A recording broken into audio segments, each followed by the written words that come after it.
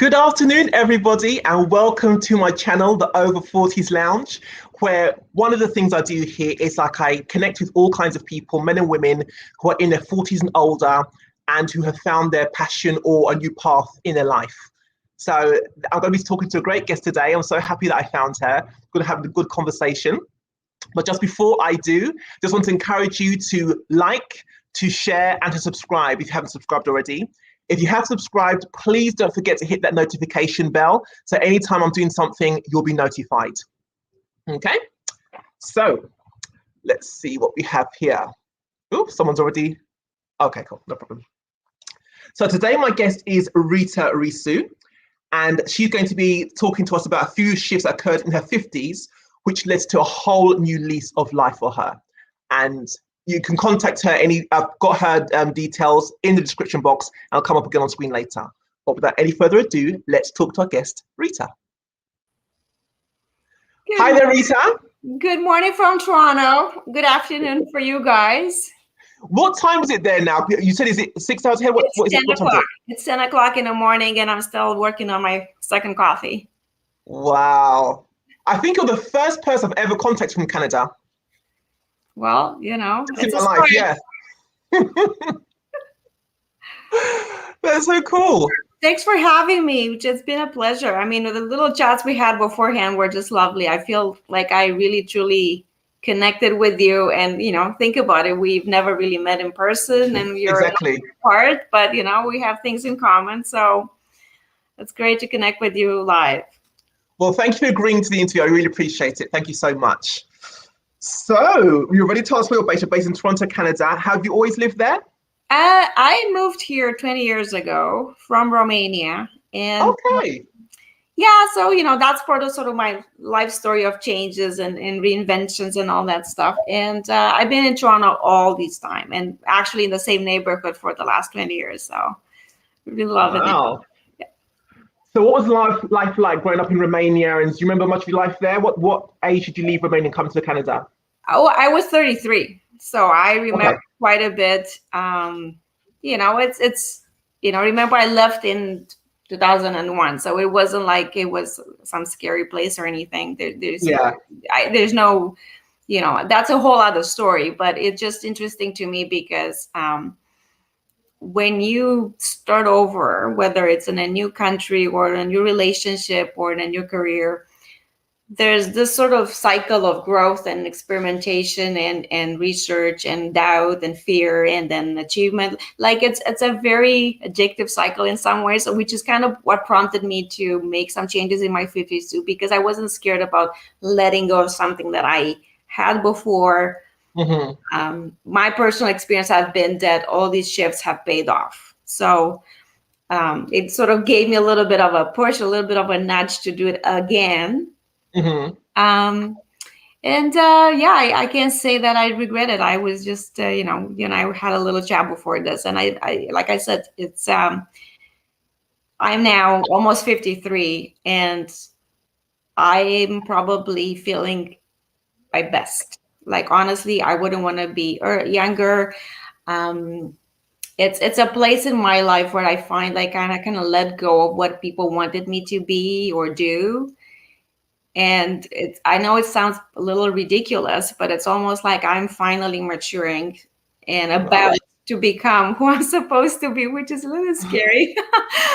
But, you know, when I talk to women over 40, and I do so quite a bit in my line of current work, it's interesting because when women approach 40, it seems to me like they hit this sort of threshold when they feel anxious about what that means. And I don't know exactly what it is about 40. I think it's more about midlife. And I don't want to call it midlife crisis because it's really not a crisis. Or I mean, it's portrayed that way, but it's really an opportunity. And that midlife could be 40, could be 45, could be 50. In my case, maybe it hit me later because I was busy with family and raising 2 kids. And you know, day to day kind of, you know, it went by and all of a sudden I was like, wait a second, I'm 50 and my kids are a little older. Now I can do a little bit more of what I want to do. But, you know, it could have hit me earlier maybe, right? So whether it hits you at 40 or 50 is really relevant. I think there's tremendous power in your midlife when you know enough to sort of filter through what's irrelevant and what's really media induced or society induced, Hmm. and you start to really hopefully hone on to your own gifts and your own strengths and who you are. And at that Hmm. point, if you have the ability to just sit within and say, okay, so this is me. I need to be my best friend, which for many actually it's not so, it sounds intuitive, but it's really not. Like many have not had unconditional love when they grow up, and so the whole thought about unconditionally loving yourself, it's actually not as lived as much as we wanted to, right? And so if you have that sort of luxury, I guess, to sit and think about it, you'll realize that you are enough, and what you can be who you want to be. It sounds simplistic, but if you think about it, many of us are not who we want to be till Hmm. in life, right? And so I guess what I'm saying is, in your 50s, you have that sort of nice sweet spot between I know who I am. It's now time to fully embrace that, versus, personally, when I was 20 and 30, was more about, okay, so I got to get that job. I got to get that guy. I got to get this Hmm. car or whatever, right? So it's a lot of, the status symbols or the to-do list that society tells you have to do, get a Hmm. family, have a child, all that stuff, right? And so you've done all that, and then you realize, well, there's more to it, right? And so Yeah. I think that's what the 50s or the 40s bring, is like, now it's time to do more of that. You've done all that stuff. That's great. It may or may not work out, but now it's time to Yeah. actually take care of yourself. And by that, I mean body, mind, soul, the whole pack, Hmm. right? And so what I always tell people, like, if I, when I talk to my daughters, it's like, the biggest lesson for me now is um, just never really stop investing in yourself. And I think I have done a couple of mistakes along my life when I did stop and I did see that this was not a good idea, which is why in my 50s I decided to not drop the ball again and reinvest in myself, because at the end of the day, that's really, you only have yourself. Yeah. Let's be Yeah. honest about it, right? Like, I mean, you have friends and family and all that, but in reality, deep down, when you look at yourself in the mirror, it's you, right? And And so to that, sorry to interrupt you there, but to that point, I think we both belong to the same Facebook group, starting over in your 40s. And the number one thing I'm seeing is a number of women who are going through a divorce and trying to come out the other side, or they've come out the other side and they're trying to advise others, they're trying to navigate their way through this thing. There's so many women. I was so surprised. It's almost like every single post I'm seeing is about someone who is going into a divorce or on the way out of a divorce. But there's something about the 40s that seems to bring that out. It's almost like it's, if they've had children, it's like the time when children can become a bit more independent, and then yes, they feel they really have the space to be honest with themselves about the relationships that they're in. It's quite something. I've noticed that's just very interesting to me. I think it's the Sorry? same. I think it's the same process. It's like you've done the things that you had to do, and in Yeah. some cases, where I can really speak for myself, I was married before, and sometimes we marry for the wrong reasons. A lot of people do. A lot And a do. lot of people Yeah. do, right? And that's not to say that they were not valid reasons for you at that At point. the time. Yeah. And there's no judgment. It just, people change. And so Yeah. 20 years later, you're like, okay, so that's not working out for me. Like, I mean, think about it. We change so many things in life, from the outer appearance to inner passions and all this. I think society and the religion and the culture of, you're guaranteed to be with one person your entire life, and you'll be 100% happy with that person your entire life, is a little Not always the truth. It's not always the truth. worse for Yeah. some people, but for many it doesn't work. And so, going back Yeah. to your point about what happens at 40, I think at that point, like you said, if you have kids, hopefully those kids are a little more independent. Mm-hmm. And you're also reevaluating who you are, and in many cases we are not the same people we're at 20. So That's I right. think actually a very natural process. Mm-hmm. Now what you do after that, whether you work on the relationship or you don't, or that's on a case by case basis, and we're not going to go there, but all I'm saying is I Mm-hmm. totally relate to that sort of topic, because and I see that with my girlfriends too, right? Like there are lots of discussions about whether that person is right for you now. Was he even right for you from the get-go? I mean, Mm-hmm. some may have not, right? And so there's a whole other story. But I think that the whole topic of reinvention, like you said, you see that in the Facebook group. It's people go through this sort of soul searching stage, right? Whether it's Yeah. a career, their mission, their purpose in life, their relationship, like the whole thing is, an opportunity for a makeover if you feel like it's needed. Yeah. Okay. So tell us about your journey that created these shifts in your life.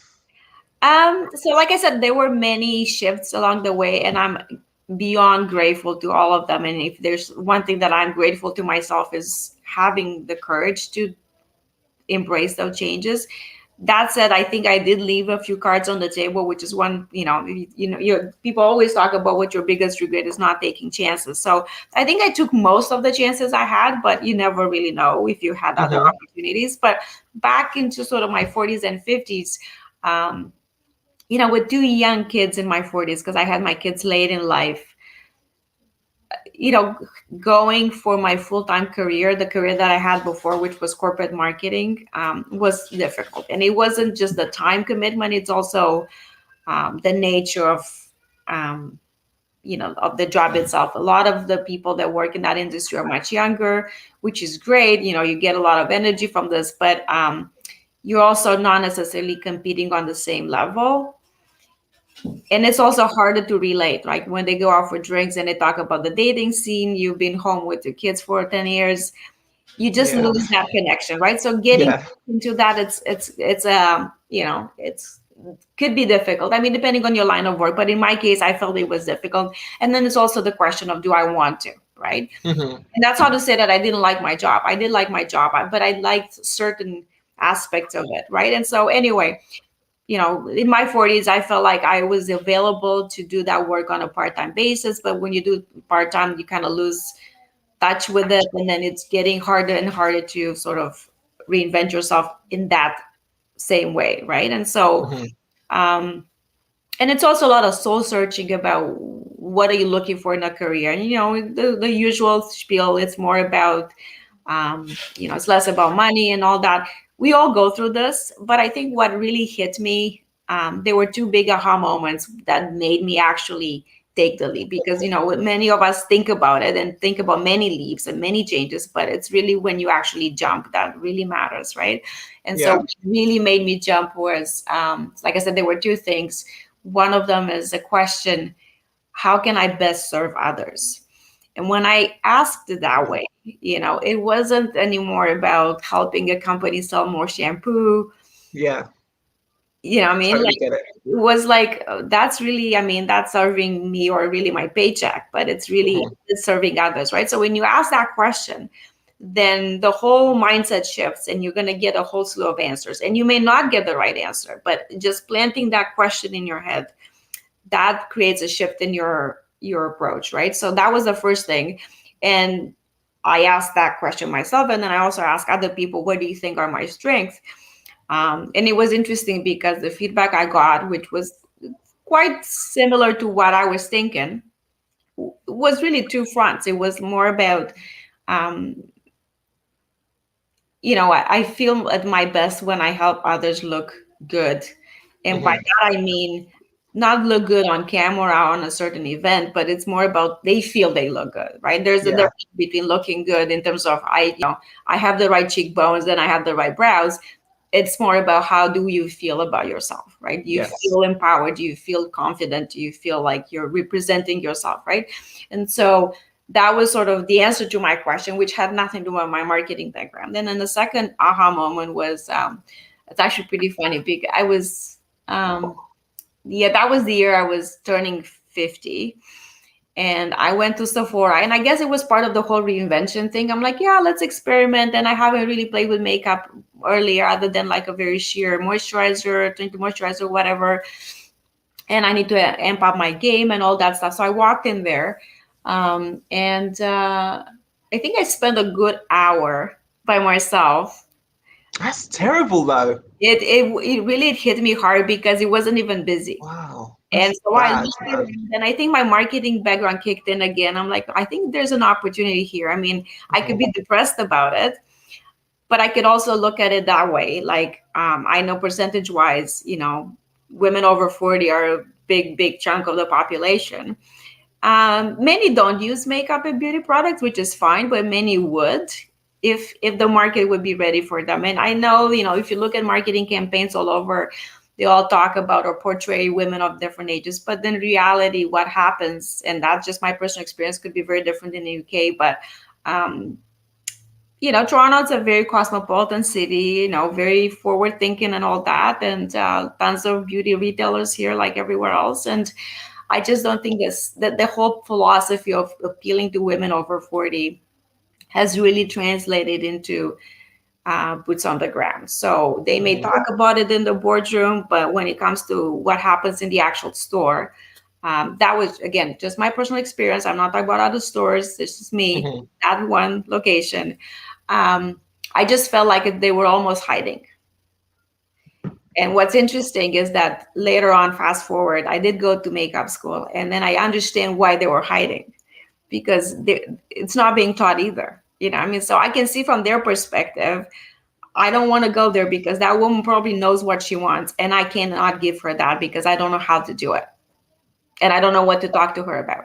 So I'm just going to hide, pretend I'm busy, I'm wiping the shelf off, and she'll figure it out, right? But I still think that's bad because you're a customer. You see, they just made a whole assumption about you. You might not have known what you wanted. They should have still approached, and even if they weren't able to help you, at least they'll know that. But they didn't even attempt to help you. Yeah. That's what's not right. I just felt like they were deliberately avoiding me because I think there were 3 people on a bleaky Tuesday morning in that entire big store. So again, I know when it's busy, it's a different story. And I just sat there and looked around. I mean, in all honesty, I was fairly comfortable playing around by myself, but it kind of bothered me that I did not feel visible enough. And I wasn't looked at it as a valuable customer, if you like, right? And so, and at that point, I was like, yeah, that's a little depressing. And, mind you, I didn't even have gray hair back then. I was still coloring my hair. So it was less obvious that I was over a certain age. Exactly, yeah. But, at that point, I was like, you know what? I'm going to go to makeup school, and I'm going to specialize in helping women over 40, because clearly the stores are not doing their best on that. And, I know that they have the money and they have the motivation to take care of themselves. And if they are not, I'm going to do my little part. So that's kind of, those 2 pieces were what really prompted me to enroll in makeup school. Is what I did as a gift to myself when I turned 50. That's so cool. And it's a whole, and it's interesting because I talk to people every day about it, and I tell them my background professionally is not like they usually ask me, how many years have you done makeup? I'm like, 3. But I do think that it brings an interesting perspective because I do bring some marketing mindset to it, but it's also, I get to appreciate their stories and where they're coming from in terms of shifts. Because just like in the Facebook group you were mentioning, the people that I work with in that particular studio I work at, many go through various life changes, and actually many are much younger than 40. So that says that the shifts and all that, they're not necessarily locked around 40s like we like that, but in reality it could be 35, could be 45, could be 52, right? But what's interesting is that when you go through life changes, and I think many have experienced this, your need to change, it's almost like you want to sit on the outside first. So many come through that angle for like a beauty makeover, because really what they really want, it's less about beauty. I mean, the language, I don't think it makes justice to what people want to say. And when, I know that when I talk to people about makeup, they think about retailing and products and all this. It's a mindset. It's Yes. really not about whether you have the perfect cheekbone, like I said, right? Hmm. It's when you feel like you're taking care of yourself, Hmm. you feel better about it. And if you look in the mirror and you like what you see better, then you also make, you feel better about it. And that's really, to me, the role of what I bring to the table. It's less about how smoky that eye is and how contour is the forehead, right? Yeah. When they come through that sort of angle with these makeovers, it's usually because they are going through some transition. Many experience some relationship disruptions, or sickness. Many come through, chemo and all that stuff. So, people can talk about makeup and beauty as being vain. But what I I'm don't think it is. no, you and I know, but like, it's the way it's being portrayed in some cases, and maybe it's an excuse not to take care of yourself. But what I'm saying is usually people have a better self-esteem after, they go through some sort of, and again, it's not because they're prettier. Hmm. It's because they have taken the time to honor themselves, right? And Yes. do something for themselves. And in fact, they do talk about it right then. Like, I get to spend an hour and a half with each of them, right? And the first thing that comes out of their mouth, other than their personal experience in life, what made them come there, is also how they feel in the moment, right? And it's very touching. And that's kind of, I think you have asked me at some point, how do I know I'm on the right path? Hmm. At the end of the day, you hear all these stories, and many are pretty gruesome. So you kind of like take them on, and it's a heavy load. I feel energized and connected and inspired, That's great. right? And That's so, great. um, knowing that you have helped someone through that, it's incredibly gratifying, right? And again, it's Hmm. not about how much makeup you put on, but they are extremely grateful, and it goes to show that little things like this matter. Um, And I've actually read a few mental health studies that do show a connection between how we look and how we feel about ourselves. So it's ironic, because if you think about it, you get all the sort of infusion of messages about how, it doesn't look matter how you look, or it shouldn't matter how you look, and all that stuff, right? But on the other hand, you go down the street, and all you see is posters about these women, like in MAC campaign and all that stuff, and they're all beautiful Exactly. and all full of style, right? So what is a normal woman gonna think, right? I mean, that's success, and this is not, right? And so you got to shift that whole thing, and I feel it's less, that's part of, I think, aging is it's less about what I should look like, and it's more about how do I want to look like, and what Yeah. will best represent me, right? And I think you mentioned at some point my gray hair. I don't I know. was just about to say on that note, I wanted to tell us about how you came to embrace your grace and what made you stop dying I finally. wish I had a, super inspiring story, but I'm gonna be honest. So I've been coloring my hair for a good last 30 years. Just, like, I think I was in my late 20s when I started seeing some grays. And I started, like, initially it was more about play, and then eventually it was like, no, I got to do this. And part of that was also fitting in with the younger crowd at work, Yeah. right? And I hear that quite a bit. um I did like my hair color before. It was like a dark blonde. It wasn't yellow or bright or anything like this. Not that there's anything wrong with it. I'm just talking in relation to my original color, right? And Hmm. so, which, by the way, is probably, yeah, it's like it's a medium brown. Anyway, Okay. um, and then during COVID, I think everyone felt like they wanted to sort of cocoon in their own little space. And I thought, you know what, I'm gonna give my hair a break. Which is ironic, because I was actually coloring my own hair at home, so it wasn't an issue about going to the drugstore and getting another box of whatever I was getting. It was more, I think, a psychological thing of, let's see what's inside me, right? Let's forget about the outside world, because right now that outside world is pretty disturbed. Yeah. And let's just sort of wrap myself in a bubble and just be me, right? And so what happened is, over the, I would say, 4 to 6 weeks, I wasn't coloring my hair. And I realized it was not a little gray, it was completely gray. And I just let it grow. And you know what? I am actually, and it's interesting because now it's sort of my signature thing, and I like to flaunt it. And I've actually gone through a whole closet change of outfits because as you age, your skin gets lighter, but with that sort of hair change, definitely your colors change, right? And so, Hmm. which is kind of, again, part of the whole reinvention cycle, right? It's like, okay, Yeah. so certain colors don't work anymore, and that applies to my makeup.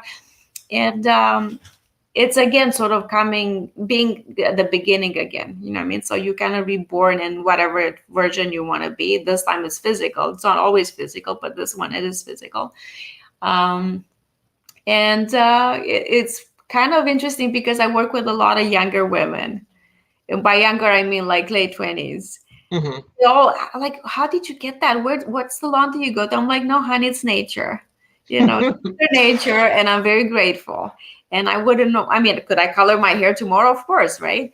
It's just, it's really not about me and my hair color, but it's more about, for the whole narrative of find out who you are, find out what you look like when you Yeah. peel off hair color and makeup and whatever, and then see All what's these left, things. Yeah. and then see what's left. And you can still do something about it if you want to change it, but at least you see it, and then you get to Hmm. decide what you keep and what you don't keep, right? So um I'm not of the opinion that you have to be completely there. I think it's just more about like, keep what you like, and you feel free to flaunt them if that makes you feel good about it. Hmm. If there are things that you don't like about yourself, there's way to minimize them, and that's Hmm. okay, right? Like, do I really want to show people my red eyelids and my under eyes? Or maybe not, right? It's fine Yeah. to conceal them. But all I'm saying is you get to create the look you want Yeah. versus embracing a look that's been imposed to you through social media or through ads or whatever, right? And so I think that's the exercise that I'm also promoting in my work. It's like, That's good. let's see who you are, let's see who Hmm. you are. And in fact, I do virtual consultations, and I ask, there's a little form people fill out, and then I ask them to send me a picture of their face without makeup and with makeup. So I get to see the makeup style that they do so that I have a feel of what they feel comfortable about doing. But then seeing them without makeup allows me to sort of analyze what they've got and then kind of design a look for them, right? Hmm. I use an app to create that look for them. And I always tell them, this is not you. Just understand that this is virtual reality. But if you like that look, we can recreate that look. And it's interesting because people don't see it in their eyes, in their minds. If you tell them, what, you really have to frame your brows, right? Um, just fill them in. I'm not talking about the overly sculpted, tattoo brow. I'm talking simply about filling in the brow, right? They don't see it until they see a picture of it, right? And so Right. that's kind of interesting in that app. But anyway, the point is, they always feel surprised that it's still them, but better, right? I'm not creating a completely new look. I'm not trying to make them look like Kim Kardashian or whatever. That's not it. I'm simply taking that picture of them and Hmm. say, this is what you could look like if you wanted to. And that's one of the many looks we can create for you. This is achievable in 10 minutes. You only need 10 products. Probably going to spend between $30 and $50, so not a ton of money. Anyway, the point being, people don't feel like they have permission or they have the guts to recreate themselves or reinvent themselves. And I know I'm talking about hair and makeup now, but in reality, we're talking about everything else, right? Yeah.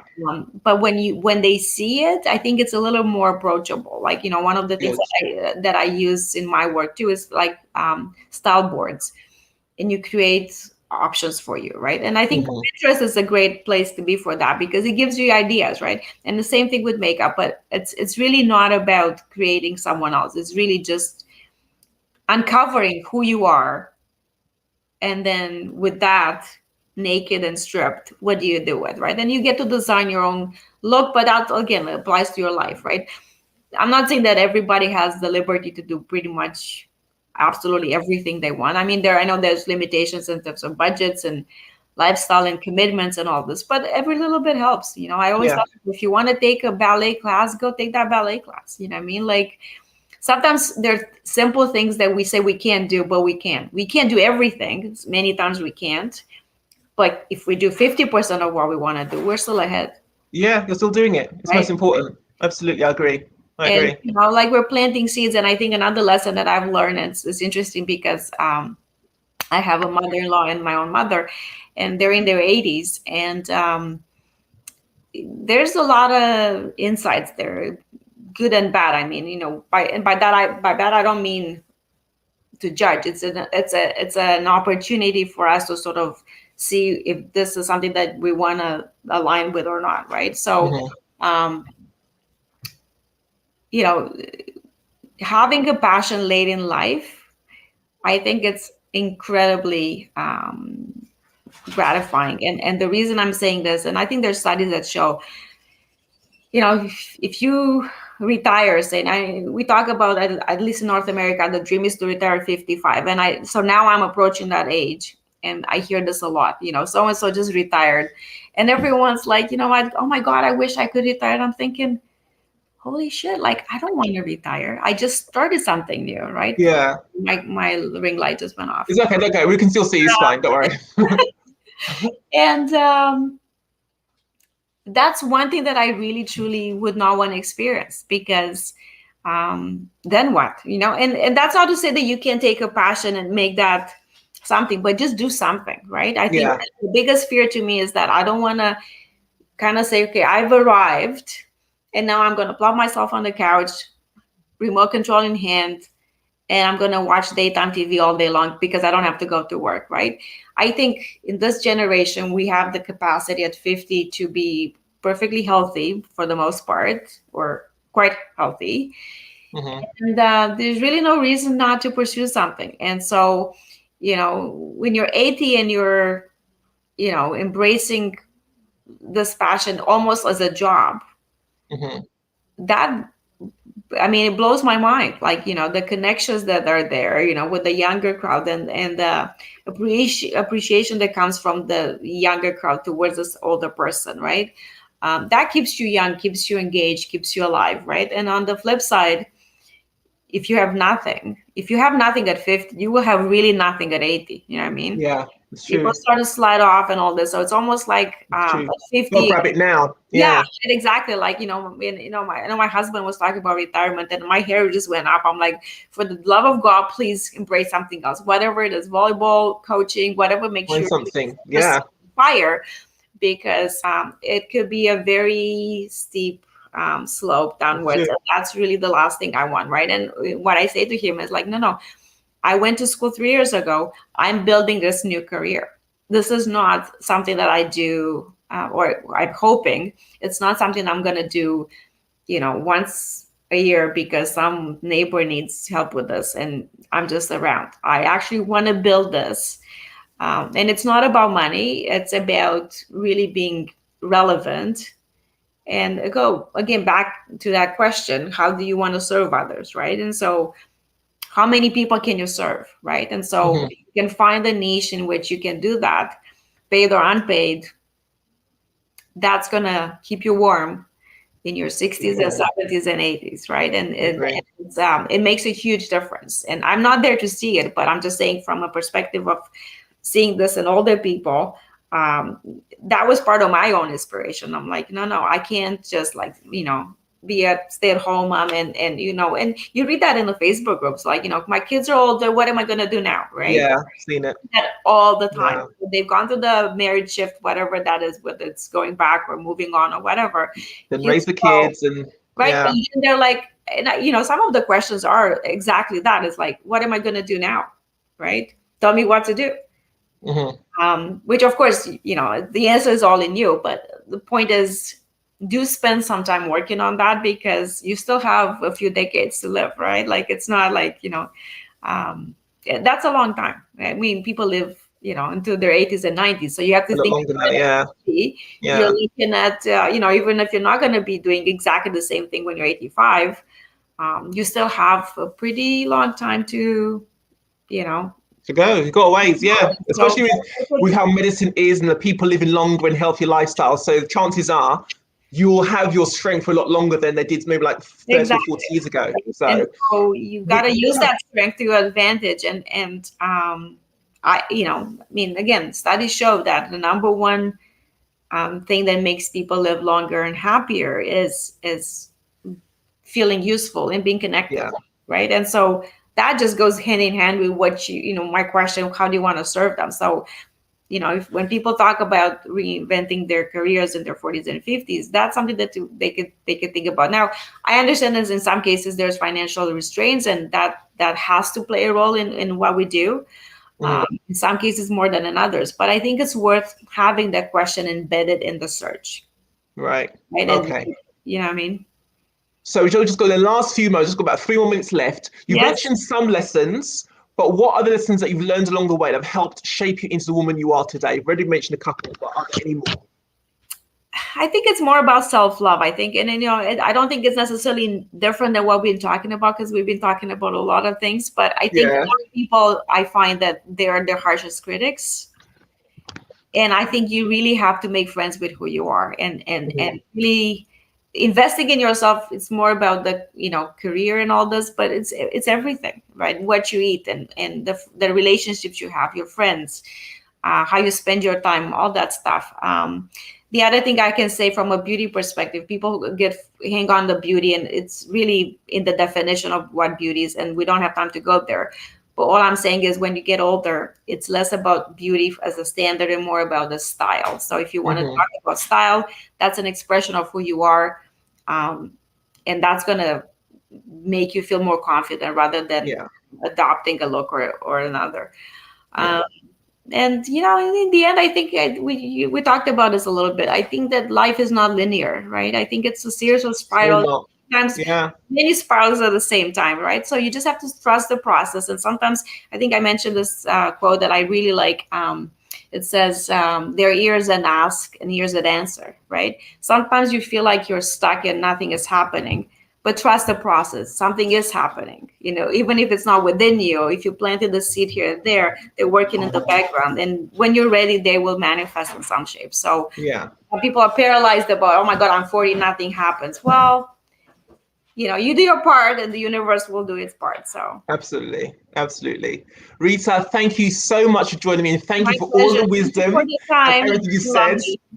It's been fantastic, and I know that when people go back and watch this video, they're going to have some wisdom that they can take and impart into their own lives. So I really, really appreciate that. And for all of you who are watching, and I've got Rita's details here. Just bear with me 1 second. If you want a consultation with Rita, or you want to follow her on her Instagram, those are her details there. So please feel free to make note of that.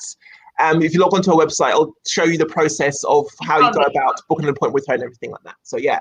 Awesome. If you also would like to tell your story, if you found your passion later on in life, I'm looking at people from 40 onwards, so it can be like from 40 to 140.